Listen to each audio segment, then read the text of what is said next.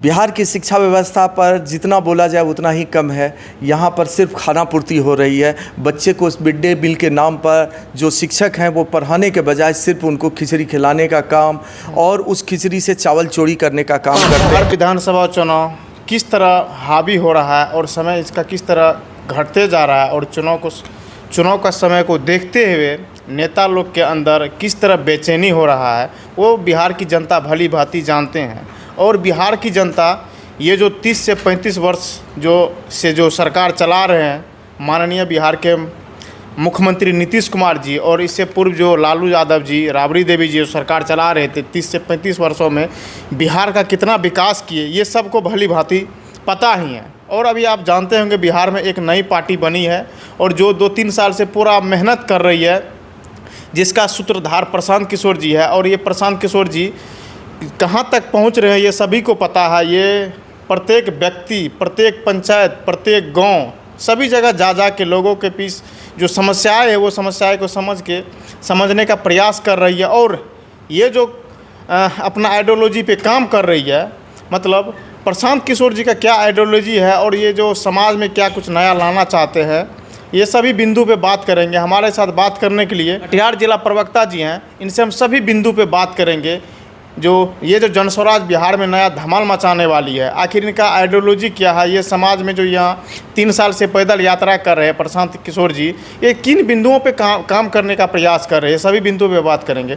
सबसे पहले स्वागत है आपके चैनल के सभी दर्शकों का बहुत बहुत आभार कि आपने समय दिया और बहुत बहुत स्वागत है। ये बिहार विधानसभा चुनाव को किस नज़र से आप देख रहे हैं? प्रशांत जी कोई परिचय का मुताज नहीं है और उन्होंने जो दूसरे पार्टी के लिए जो उन्होंने अभी तक काम किया वो सबके सामने में है और उनका काम करने का तरीका से भी सब कोई वाकिफ़ हैं। और आज उन्होंने जो अपनी पार्टी बनाई तो उसमें जितने भी लोग जुड़े वो लोग पढ़े लिखे शिक्षित लोग आए जो कि बिहार के विकास के बारे में सोचते हैं। इसमें कहीं पर भी अपराधियों का, भ्रष्टाचारियों का कहीं कोई स्थान इस दल में नहीं मिला, जिसके चलते जनता में एक अच्छा मैसेज ये गया कि इस दल के साथ जो लोग हैं वो एक अच्छे लोग हैं और अच्छे लोगों के साथ हम लोगों को जुड़ना चाहिए और बिहार के विकास की बात करनी चाहिए। और बिहार के विकास के लिए हम लोग प्रशांत जी की बातों को जन जन तक पहुंचाने के लिए हम लोग प्रत्येक गांव, प्रत्येक घर, प्रत्येक वार्ड तक हम लोग जा रहे हैं और प्रशांत जी की जो 5 बातें हैं उस बात को हम लोग वहां जन जन तक पहुंचा रहे हैं, जिसमें कि बिहार सबसे बड़ा जो दंश झेल रहा है वो दंश है पलायन का। कोई भी घर ऐसा बाकी नहीं है, चाहे पढ़ा लिखा व्यक्ति हो या अशिक्षित हो, सभी लोग पढ़ लिख के हम लोग बीटेक और जो भी बड़ी टेक्निकल डिग्रियां हैं, एमबीए की डिग्रियां हैं या और भी जो अच्छे तकनीकी संस्थान की डिग्रियां हैं, चाहे बीएससी एग्रीकल्चर हो, यहाँ पर उनको सही ढंग से उनको रोज़गार नहीं मिल पा रहा है और रोज़ी रोज़गार के लिए उनको दिल्ली, मद्रास, बम्बई और अहमदाबाद दूसरे शहर में पलायन करना पड़ रहा है। और जो अशिक्षित हैं उन लोगों को मेहनत मजदूरी करने के लिए पंजाब जाना पड़ रहा है, महाराष्ट्र जाना पड़ रहा है, तमिलनाडु जाना पड़ रहा है, कर्नाटका जाना पड़ रहा है। तो प्रशांत जी ने स्पष्ट रूप से कहा कि इन लोगों को रोज़गार जो है, रोज़गार की सुविधा बिहार में ही उपलब्ध होनी चाहिए, बिहार में ही उसकी व्यवस्था मैं करूँगा और निश्चित रूप से उनको मौका मिलेगा। दूसरी जो सबसे बड़ा दर्द था समाज का कि आज जो आदमी यहाँ पर जो वृद्ध हैं, जो जिनकी उम्र 60 साल हो गई है, उन लोगों को 400 रुपये जो पेंशन सरकार के द्वारा दी जाती है वो अन्य राज्यों के अपेक्षा बहुत ही कम है। अन्य राज्यों में कहीं 2000, कहीं 1000, कहीं 1500 रुपये दी जाती है।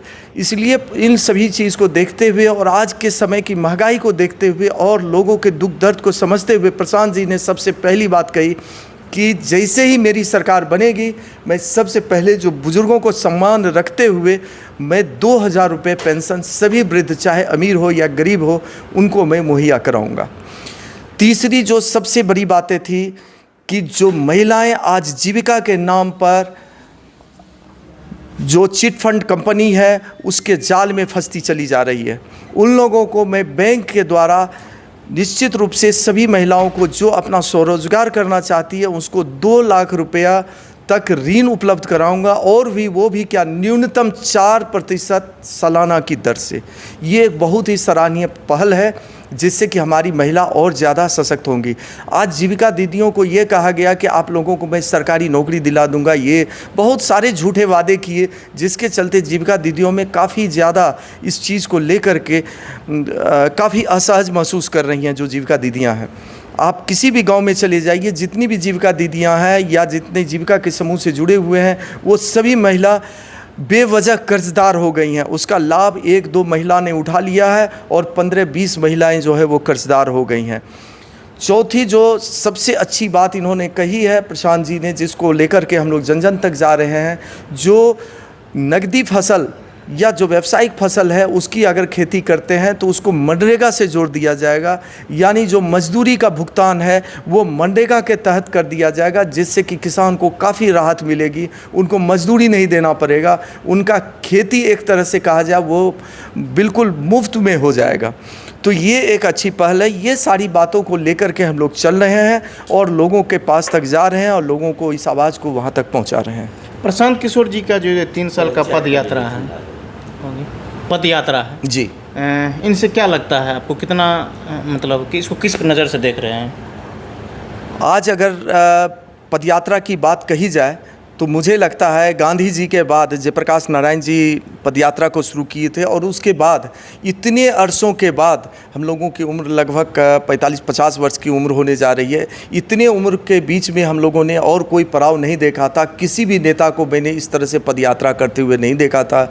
और आज प्रशांत जी बिहार के एक एक गांव, एक एक ज़िला, एक एक अनुमंडल, एक एक प्रखंड में जा कर के जो कार्यक्रम कर रहे हैं, ये बहुत ही सराहनीय पहल है। इससे लोगों के, जनता के बीच की जो समस्याएं हैं, जो भ्रष्टाचार है या जो उनके साथ दिन ब दिन की जो समस्याएं हैं, उस समस्या से इनको रूबरू होने का मौका मिल रहा है। इसके लिए प्रशांत जी का हम लोग तहे दिल से शुक्रिया अदा करते हैं कि इस तरह से पदयात्रा हमारे भी क्षेत्र में हो। इसके लिए उनका स्वागत भी करना चाहते हैं कि वो हमारे भी क्षेत्र में आए।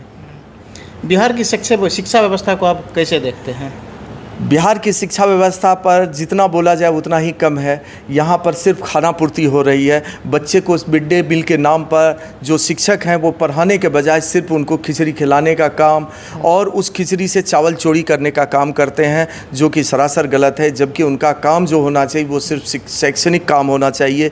और उसके बाद जो शिक्षकों के साथ भी जो अन्याय सरकार कर रही है वो भी गलत है, क्योंकि एक ही स्कूल में एक ही काम 3 तरह के शिक्षक कर रहे हैं। एक का वेतन 75,000 रुपया है, एक का वेतन 55,000 रुपया है, और वही काम जो एक और शिक्षक कर रहे हैं उनका वेतन 30,000 रुपये है, 25 से 30,000 रुपये।